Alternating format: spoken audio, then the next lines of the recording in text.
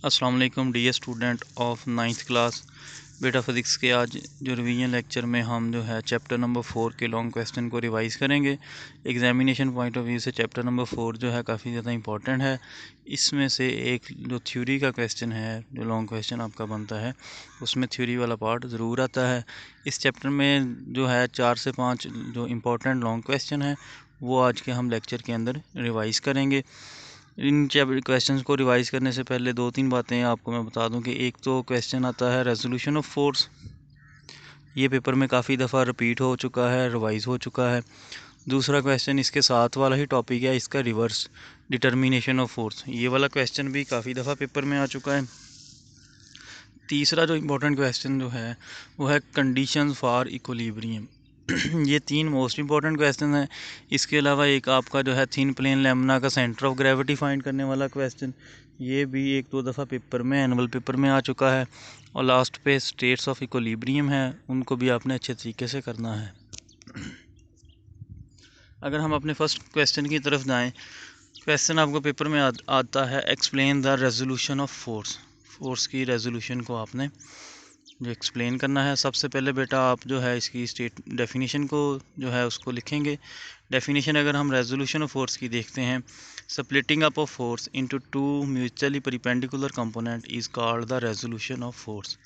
Force का दो बाहमी अमूदी components के अंदर तहलील होना, स्प्लिटिंग अप का मतलब तहलील होना या तकसीम होना, कि फोर्स का दो बाहमी अमूदी कंपोनेंट्स के अंदर तहलील होना रेजोल्यूशन ऑफ फोर्स कहलाता है। अमूदी कंपोनेंट्स ऐसे दो कंपोनेंट्स जिनके दरमियान 90 डिग्री का एंगल यानी 90 डिग्री का जो है एंगल बन रहा हो। परपेंडिकुलर कंपोनेंट्स ऐसे दो कंपोनेंट्स होते हैं वेक्टर के जिनके दरमियान 90 डिग्री का एंगल बन रहा हो। अब हमने एक फोर्स को जो है उसके दो परपेंडिकुलर कंपोनेंट्स में तहलील करना है, तो हमें परपेंडिकुलर कंपोनेंट्स की जो है मैग्नीट्यूड और उसकी जो है उनका जो साथ साथ डायरेक्शन जो है वो फाइंड करना पड़ेगी। इसके लिए हमें डायग्राम की तरफ सबसे पहले जाना पड़ेगा। डायग्राम देख लें, आपके पास एक फोर्स F है जिसको रेड लाइन से OA इसकी जो है टोटल लेंथ को जाहिर कर रहा है, F से इसको डिनोट किया है हमने। अगर हम A से परपेंडिकुलर ड्रा करें पॉइंट B के ऊपर x एक्सिस के ऊपर, तो हमारे पास एक लाइन AB बन जाएगी, दूसरी लाइन OB बन जाएगी। OB को हम Fx से रिप्रेजेंट करेंगे और AB को हम Fy से रिप्रेजेंट करेंगे। Fx और Fy के दरमियान वर्टेक्स बी के ऊपर 90 का एंगल है, तो ये दोनों कंपोनेंट्स जो है फोर्स के एक दूसरे के परपेंडिकुलर हैं। तो इस तरीके से हम जो है फोर्स को परपेंडिकुलर कंपोनेंट के अंदर जो है रिजॉल्व कर सकते हैं या तहलील कर सकते हैं। अब इसकी जो कंप्लीट हम जो है देखते हैं डिटेल कैसे इसको हम जो है स्टार्ट करेंगे। Consider a force F represented by line OA making an angle theta with x axis. फर्ज करें कि आपके पास एक फोर्स F है जो कि एंगल थीटा बना रही है ओ x एक्सिस के साथ OA लाइन उसको रिप्रेजेंट कर रही है। Draw a perpendicular AB on x axis from A से हमने एक परपेंडिकुलर AB ड्रा किया x एक्सिस के ऊपर। According to head to tail rule के मुताबिक OA is the resultant of vector represented by OB and BA। OA हमारे पास resultant vector आ जाएगा जो कि दोनों का कॉम्बिनेशन है OB प्लस AB का। The component OB, BA are perpendicular to each other, they are called the perpendicular components। जैसे मैंने अभी बताया कि दो कंपोनेंट्स एक दूसरे के परपेंडिकुलर होंगे यानी जिनके दरमियान 90 का एंगल होगा, उनको हम परपेंडिकुलर कंपोनेंट्स कह देंगे।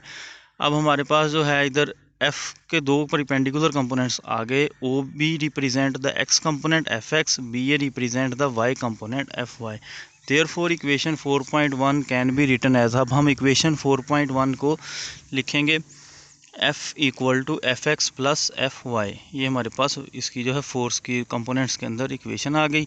अब नेक्स्ट स्टेप के अंदर हम एफ एक्स और एफ वाई की जो है वैल्यू फाइंड करेंगे कि किसके इक्वल आते हैं। The magnitude F X and F Y of forces F X F Y can be found using the trigonometric ratio in right angle triangle OBA।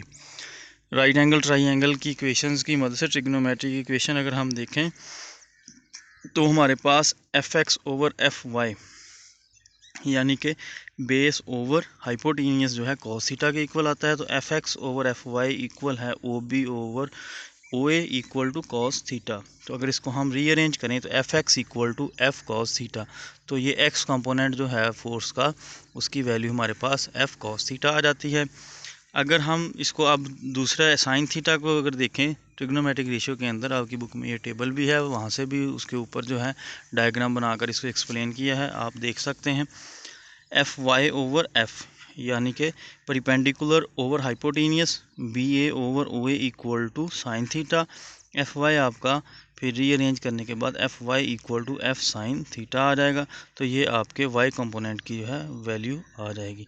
Equation 4.3 और 4.4 जो हैं ये परिपेंडिकुलर कंपोनेंट एफ एक्स और एफ वाई को respectively represent कर रही हैं।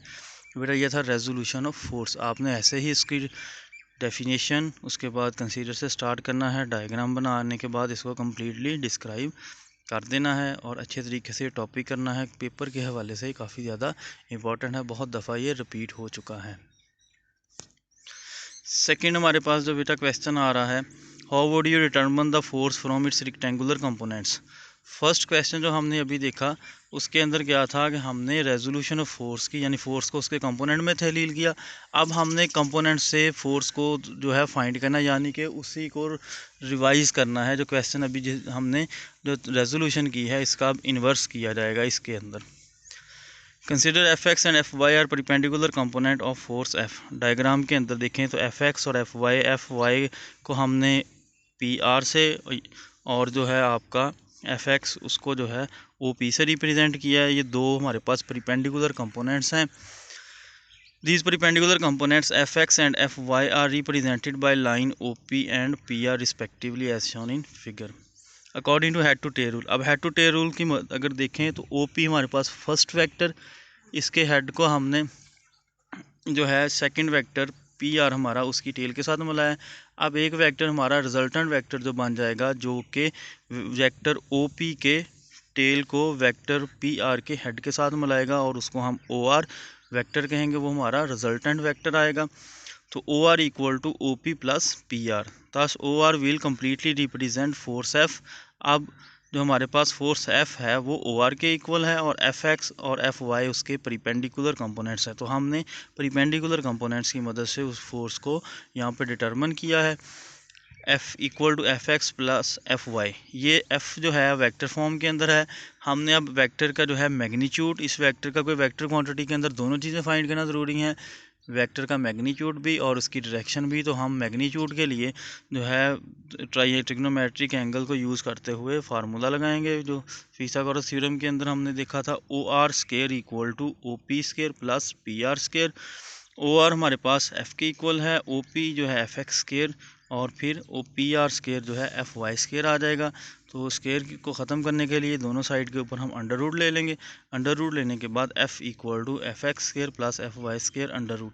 बेटा आप यहाँ पे गौर कर रहे होंगे कि एफ एक्स और एफ वाई इधर बोल्ड नहीं है, ऊपर बोल्ड करके लिखे हुए हैं इधर, क्योंकि हमने उसका मैग्नीट्यूड फाइंड किया है। सिर्फ मैग्नीट्यूड लेने, डायरेक्शन यहाँ पर साथ नहीं है, तो स्केलर की तरह इसको यहाँ पर ट्रीट किया जा रहा है। अब डायरेक्शन लेने के लिए जो है हमारे पास वही फिर ट्रिग्नोमेट्रिक रेशियो को यूज़ करेंगे। tan theta equal to P R over O P, यानी कि ये tan थीटा हमारा परिपेंडिकुलर ओवर बेस आ जाएगा। F Y over F X, अगर हम tan को दूसरी साइड पे ले जाएं, tan इनवर्स करें तो theta equal to tan inverse F Y over F X हो जाएगा। तो हमने इक्वेशन 4.5 के अंदर जो है मैग्नीट्यूड फाइंड किया फोर्स एफ का, जो हम दो कंपोनेंट्स जो एफ एक्स और एफ वाई से उसको हम डिटरमिन कर रहे हैं, और theta equal to tan inverse F Y over F X उसकी डायरेक्शन आ गई। नेक्स्ट बेटा हमारे पास जो क्वेश्चन आ रहा है, ये question examination point of view के लिहाज से काफ़ी इंपॉर्टेंट है और ये लास्ट फ्यू इयर्स के अंदर क्वेश्चन पे जो है पेपर में आने लगा था। इससे पहले ये क्वेश्चन कम आता था, लेकिन 1-2 साल के अंदर ये काफ़ी दफ़ा रिपीट हो चुका है। क्वेश्चन आपको आएगा, find centre of gravity of an irregular shape thin lamina, या फिर how would you find centre of gravity of an irregular shape thin lamina. Centre of gravity find करने के लिए बेटा बहुत सिंपल सा मेथड है। कोई भी शेप आपके पास ऑब्जेक्ट हो, इरेगुलर शेप हो, रेगुलर शेप का तो फिक्स होता है, जैसे ट्राइंगुलर है, ट्राइंगल का जो है उसके सेंटर ऑफ मीडियंस आ जाता है, सर्कल का सेंटर होता है। लेकिन जो शेप इरेगुलर हो, जैसे अगर डायग्राम के अंदर हम देखें ये साइड पे जो फिगर बी है इरेगुलर सी है, काइट्स लाइक शेप है, यानी कि कोई फिक्स शेप नहीं है इसकी, इरेगुलर सी फॉर्म है। तो इस तरह के ऑब्जेक्ट का जो है सेंटर ऑफ ग्रेविटी फाइंड करना हो तो उसके लिए हम प्लम लाइन यूज़ करते हैं। सिंपल सा मेथड है, बहुत ईजी सा। A simple method to find the center of gravity of a body is by the use of plumb line। एक सिंपल मेथड किसी भी बॉडी का सेंटर ऑफ ग्रेविटी फाइंड करने का प्लम लाइन की मदद से है। A plumb line consist of a small metal bob lead or brass supported by a string. एक प्लम लाइन जो है एक छोटी सी मेटल की बॉब या गोली के ऊपर मुश्तमिल होता है, जो कि लेड या ब्रास की हो सकती है, और एक रस्सी के साथ उसको बांधा होता है या लटकाया होता है। When the bob is suspended freely by the string, it rests along the vertical direction due to its weight acting vertically downward as shown in the figure A। अगर हम फिगर ए के अंदर देखें तो हमने बॉब इधर नीचे जो है इसके रस्सी के साथ बांध के बिल्कुल सीधी नीचे लटक जाएगी। जब आप उसको छोड़ देंगे बिल्कुल सीधी वो वर्टिकली डाउनवर्ड जाएगी। तो प्लम लाइन की मदद से जो है हम सेंटर ऑफ ग्रेविटी इस एक्सपेरिमेंट के अंदर, बेसिकली है तो ये एक्सपेरिमेंट लेकिन पेपर में ये क्वेश्चन के तौर पर अब आने लग गया है। In this state centre of gravity of the Bob is exactly below it's point of suspension. ये सेंटर ऑफ ग्रेविटी जो बॉब का होता है जहाँ से इसको हमने सस्पेंड किया होता है बिल्कुल उसी पॉइंट के नीचे होता है। तो हम आगे एक्सपेरिमेंट में देखते हैं कि प्लम लाइन की मदद से कैसे जो है हम सेंटर ऑफ ग्रेविटी फाइंड करते हैं। तो पहले इसको वर्बली देख लेते हैं। एक्सपेरिमेंट को मैं आपको समझाने की कोशिश करता हूँ कि हमारे पास एक कार्डबोर्ड है, जैसे इसके ऊपर हमने 3 पॉइंट्स लिए हुए हैं ए बी सी, ठीक है। इन 3 पॉइंट्स के अंदर जो है हमने होल कर लेना है। होल करने के बाद हमने दीवार के अंदर एक कील लटकाना है। कील की मदद के साथ हमने पहले होल ए को उसके अंदर से गुजारना है और उसके साथ प्लम लाइन बांध देना है। जिधर प्लम लाइन बिल्कुल सीधा हो जाएगा स्केल के साथ या अपने मीटर रूल के साथ बिल्कुल स्ट्रेट लाइन लगा देनी है।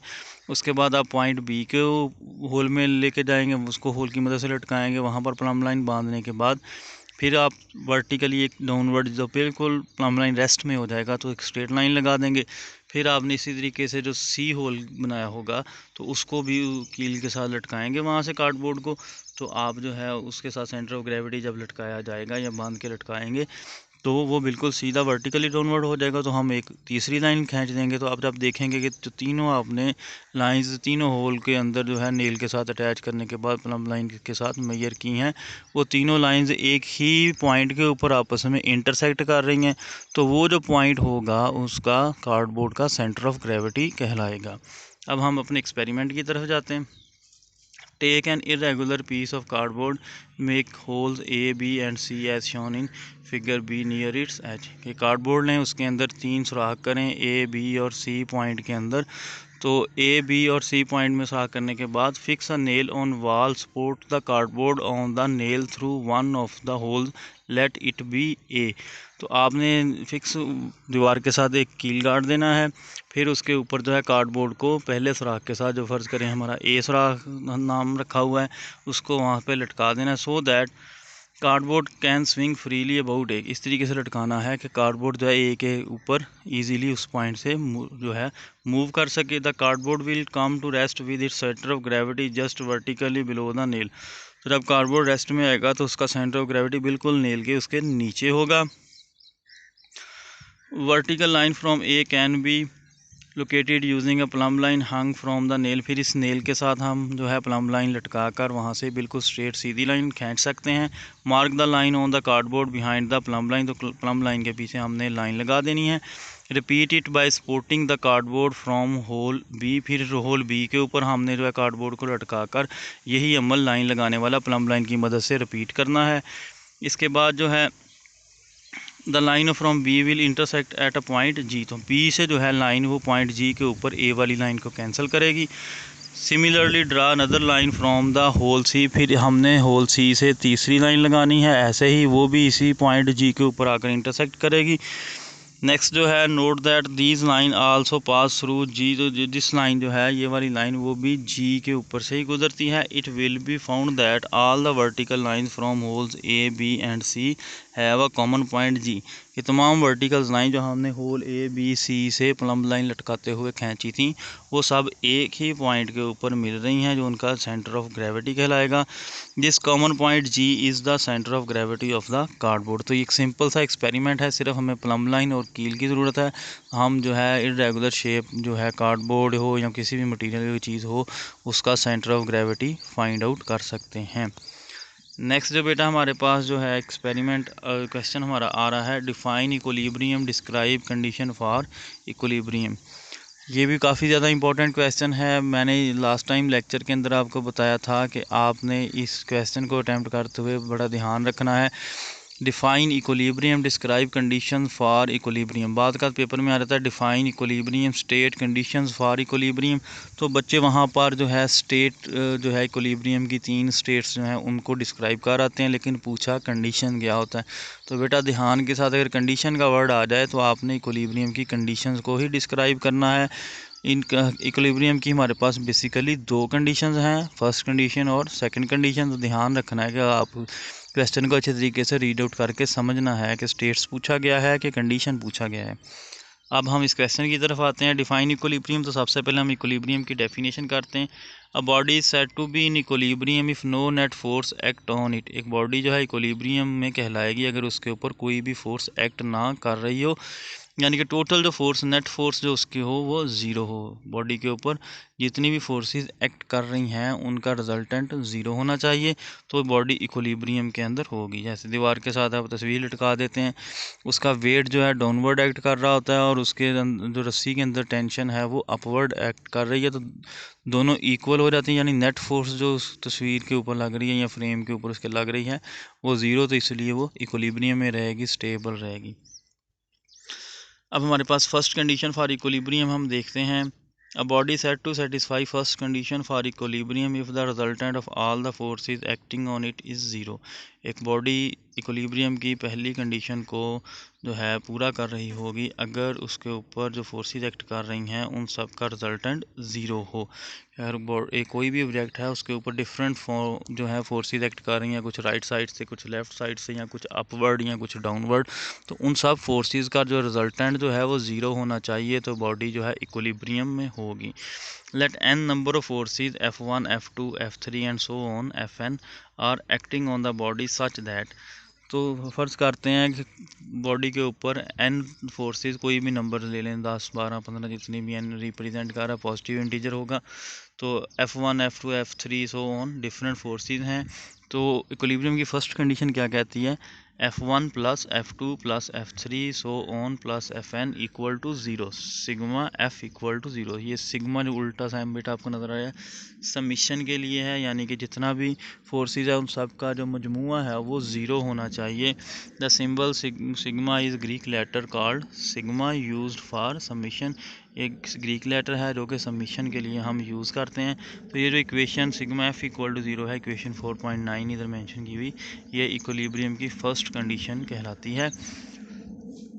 नेक्स्ट बेटा, इसको अगर हम कोऑर्डिनेट्स के अंदर देखें तो अगर एक्स एक्सिस और वाई एक्सिस हमारे डिस्कस कर रहे हैं, तो जितना भी एक्स एक्सिस से फोर्सेस एक्ट कर रही हैं, यानी कि जो आपकी हॉरिजॉन्टल फोर्सेस हैं एफ, और जितनी आपकी वर्टिकल फोर्सेस हों एफ वाई डायरेक्शन के अंदर या अपवर्ड या डाउनवर्ड, उन सब का जो है जो सबमिशन है उन सब का जो मजमुआ है वो ज़ीरो होना चाहिए।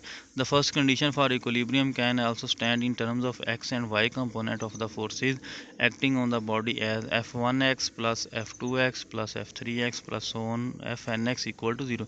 यानी कि एक्स डायरेक्शन में चाहे वो राइट साइड से फोर्सेस एक्ट कर रही हैं चाहे लेफ़्ट साइड से एक्ट कर रही हैं, उन सब का अगर मजमुआ जो है वो ज़ीरो है, और जो आपकी एफ वाई डायरेक्शन है यानी कि अपवर्ड जो फोर्सेस एक्ट करें या फिर डाउनवर्ड फोर्सेस जो एक्ट कर रही हैं, उन सब का जो मजमुआ है ज़ीरो हो, तो आपकी जो है इक्विलिब्रियम की फ़र्स्ट कंडीशन फुलफ़िल हो जाती है, sigma F X equal to zero और sigma F Y equal to zero. अब हमारे पास नेक्स्ट जो बेटा आ रही है second condition for equilibrium. First condition के बाद जो हमारे पास सेकंड कंडीशन आएगी, इसमें आपका आएगा according to this condition a body satisfies second condition for equilibrium when the resultant torque acting on it is zero, mathematically sigma tau equal to zero. तो second condition में अगर बॉडी जो है उसके ऊपर जितना भी फोर्सेस एक्ट कर रही हैं उन सब का टॉर्क जो है वो 0 होना ज़रूरी है, सिग्मा टा इक्वल टू 0। नेक्स्ट हमारे पास बेटा जो लास्ट क्वेश्चन आ रहा है इस चैप्टर का, states describe states of equilibrium. इस क्वेश्चन में हमने इक्विलिब्रियम की स्टेट को डिस्क्राइब करना है। बेसिकली आप सबने देखा है कि इक्विलिब्रियम की हमारे पास 3 स्टेट आती हैं, स्टेबल इक्विलिब्रियम, अनस्टेबल इक्विलिब्रियम और न्यूट्रल इक्विलिब्रियम। तो हम तीनों को यहाँ पर जो है डिस्क्राइब करेंगे। साथ साथ आपने इन स्टेट्स के जब डेफिनेशन लिखनी है तो उसको साथ सेंटर ऑफ ग्रेविटी को ज़रूर मेंशन करना है, क्योंकि बेसिक डिफरेंस इनमें सेंटर ऑफ ग्रेविटी की वजह से ही आता है।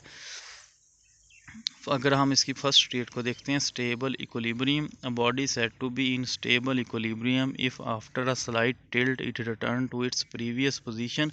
एक बॉडी जो है स्टेबल इक्विलिब्रियम में होगी अगर आप उसको थोड़ा सा हिलाएं, स्लाइट हल्का सा टिल्ट हिलाकर छोड़ दें, it return to its previous position, तो दोबारा अपनी प्रीवियस पोजीशन में वापस आ जाए। जैसे कि अगर कोई आपके पास टेबल पड़ा है, चेयर पड़ी है या टेबल के ऊपर बुक पड़ी, तो आप उसको हल्का सा लिफ्ट करें और लिफ्ट करने के बाद छोड़ें तो आप देखेंगे वो अपनी ओरिजिनल कंडीशन के अंदर वापस आ जाएगा। तो इस टाइम वो स्टेबल इक्विलिब्रियम के अंदर है। When a body is in stable equilibrium it's centre of gravity at the lowest position. जब बॉडी स्टेबल इक्विलिब्रियम में होगी तो उसकी जो है centre of gravity lowest position में होगा। जैसे कि आपने एक शॉर्ट क्वेश्चन में भी देखा था कि गाड़ियाँ जो है नीचे से बॉटम से लोअर क्यों बनाई जाती हैं, ताकि उनका सेंटर ऑफ ग्रेविटी जो है लो हो। जितनी ज़्यादा हैवी गाड़ी नीचे से होगी उसका सेंटर ऑफ ग्रेविटी उतना ज़्यादा लो होगा, और सेंटर ऑफ ग्रेविटी के लो होने की वजह से ही स्टेबिलिटी बढ़ती है। ये चीज़ ध्यान में रखनी है कि सेंटर ऑफ ग्रेविटी और स्टेबिलिटी का क्या रिलेशन है, कि किसी ऑब्जेक्ट का जितना सेंटर ऑफ ग्रेविटी लो होगा उतना ज़्यादा वो ऑब्जेक्ट स्टेबल कंडीशन में होगा। When it is tilted the centre of gravity rises. जब हम उसको थोड़ा सा हिलाते हैं तो सेंटर ऑफ ग्रेविटी जो है ऊपर को उठता है, और जब हम उसको छोड़ देते हैं तो सेंटर ऑफ ग्रेविटी भी दोबारा अपनी उसी कंडीशन में वापस चला जाता है। It return to its stable state by lowering its centre of gravity. Centre of gravity को लो करते हुए, नीचे लाते हुए ऑब्जेक्ट जो है अपनी स्टेबल स्टेट के अंदर आ जाता है। ये थी हमारे पास फर्स्ट स्टेट स्टेबल इक्विलिब्रियम की। सेकंड बेटा हमारे पास जो इक्विलिब्रियम की स्टेट आती है वो है unstable equilibrium. If a body does not return to its previous position when sets free after slightest tilt, it is said to be in unstable equilibrium। अगर कोई ऑब्जेक्ट जिसको आपने हल्का सा जो है उसकी पोजीशन को उसको डिस्टर्ब किया है, टिल्ट किया है, तो अपनी ओरिजिनल पोजीशन में या प्रीवियस पोजीशन में ऑब्जेक्ट वापस ना आए, तो हम कहेंगे कि इसकी ये स्टेट जो है अनस्टेबल इक्विलिब्रियम की स्टेट है। जैसे कि डायग्राम में देखें तो आपके अगर आप किसी तरीके से मैनेज करके एक लेड पेंसिल को या पेन को या किसी चीज़ को उसके नोक के ऊपर जो है स्टेबल कर लें, तो जैसे ही आप उसको हल्का सा हिलाएंगे, इवन कि हल्की सी हवा के साथ भी ये चीज़ डिस्टर्ब होकर गिर जाएगी या अपनी प्रीवियस पोजीशन में वापस नहीं आएगी। तो इसकी ये वाली स्टेट जो ए स्टेट है डायग्राम के अंदर, ये किसकी है जी, अनस्टेबल इक्विलिब्रियम स्टेट के अंदर है। तो अनस्टेबल इक्विलिब्रियम स्टेट में क्यों ऐसा होता है, क्योंकि इसमें सेंटर ऑफ ग्रेविटी जो है वो हायर पॉइंट के ऊपर होता है, हाई होता है, जिसकी वजह से ऑब्जेक्ट जो है वो उसको हल्का सा भी हिलाएं तो सेंटर ऑफ ग्रेविटी फ़ौरन नीचे ज़मीन की तरफ आने लग जाता है और बॉडी जो है वो गिर जाती है। The center of gravity of the body is at highest position in state of unstable equilibrium। Unstable equilibrium state के अंदर सेंटर ऑफ ग्रेविटी जो हाईएस्ट पोजीशन में होता है, जिसकी वजह से जो है बॉडी जो है अनस्टेबल इक्विलिब्रियम में रहेगी और जल्दी गिर जाएगी, अपनी प्रीवियस पोजीशन में वापस नहीं आएगी। इसके बाद हमारे पास लास्ट जो स्टेट है इसकी इक्विलिब्रियम की, न्यूट्रल इक्विलिब्रियम। इसमें बेटा न्यूट्रल इक्विलिब्रियम में सेंटर ऑफ ग्रेविटी जो है वो अपनी पोजीशन चेंज नहीं करता। थोड़ा बहुत जो है बॉडी को अगर हम डिस्टर्ब करें तो नई पोजीशन में चले जाती है, लेकिन सेंटर ऑफ ग्रेविटी जो है वो अपना आप को मेंटेन रखता है। ना इसका सेंटर ऑफ ग्रेविटी बहुत ज़्यादा लो होता है, ना बहुत ज़्यादा हाई होता है। जैसा कि आपने देखा होगा क्रिकेट खेल बॉल है, फुटबॉल है, अगर आप उसको जो है हल्का सा डिस्टर्ब करें तो उसकी स्टेट जो है इक्विलिब्रियम की वो चेंज नहीं होती, बस उसकी पोजीशन जो है वो थोड़ी सी न्यू पोजीशन में आ रहता है, लेकिन रहता स्टेबल ही है। अगर हम इसकी जो डेफिनेशन देखें, if a body remains in its new position when disturb from its previous position, it is said to be in state of neutral equilibrium. अगर कोई बॉडी अपनी न्यू पोजीशन में रहती है और जब हम उसको उसकी प्रीवियस पोजीशन से डिस्टर्ब करें तो बॉडी जो है न्यूट्रल इक्विलिब्रियम की स्टेट में होगी, यानी कि स्टेबल होगी। In neutral equilibrium, all the new state in which a body is moved are stable state and the body remain in its new state. Neutral equilibrium में हम बॉडी को जितनी भी नई जो है स्टेट्स के अंदर लेकर जाएं या जितना भी डिस्टर्ब करें तो बॉडी हर दफ़ा जो है नई पोजीशन में आ जाएगी, लेकिन उसकी वो पोजीशन स्टेबल होगी।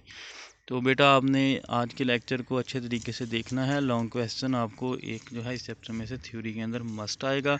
अगर फिर भी कोई चीज़ अभी आपको क्लियर ना हो या किसी क्वेश्चन से रिलेटेड कोई इशू आ रहा हो तो आप मेरे से कभी भी रब्ता कर सकते हैं। एक दफ़ा फिर इस चैप्टर के जो ज़्यादा इंपॉर्टेंट 3 क्वेश्चन हैं उनमें resolution of force, determination of force, conditions for equilibrium, ये 3 क्वेश्चन काफ़ी ज़्यादा इंपॉर्टेंट हैं। बाकी 2 क्वेश्चंस भी इंपॉर्टेंट हैं, उनको भी आपने अच्छे तरीके से करना है।